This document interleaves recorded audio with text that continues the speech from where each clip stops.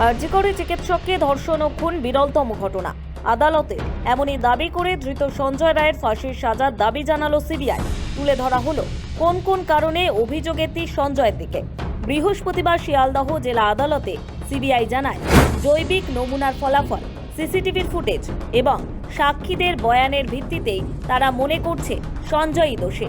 গত বছর 9ই আগস্ট আরজিকর হাসপাতালে পিজিটি চিকিৎসককে ধর্ষণ ও খুন করেছিল ধৃত সঞ্জয় রায়। অগাস্ট থেকে আরজিকর কাণ্ডে তোলপাড় বাংলা। মামলার বিচার পর্ব প্রায় শেষের দিকে। বৃহস্পতিবার অভিযুক্ত সঞ্জয় রায়ের বিচার পর্বে সিবিআই এর যুক্তি নিয়ে বক্তব্য পেশ বা আর্গুমেন্ট শেষ হয়। যাবতীয় প্রমাণ ও সাক্ষ্য সেদিকেই নির্দেশ করছে।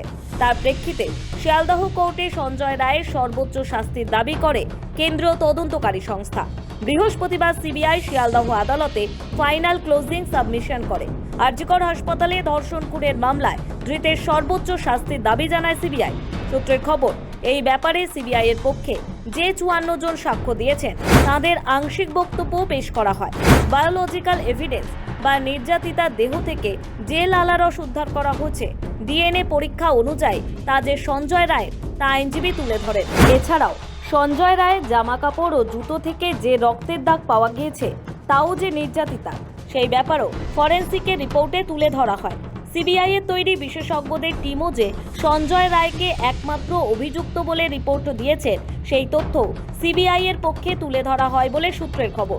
সিবিআই সওয়ালে জানান, এটা বিরলের মধ্যে বিরলতম অপরাধ।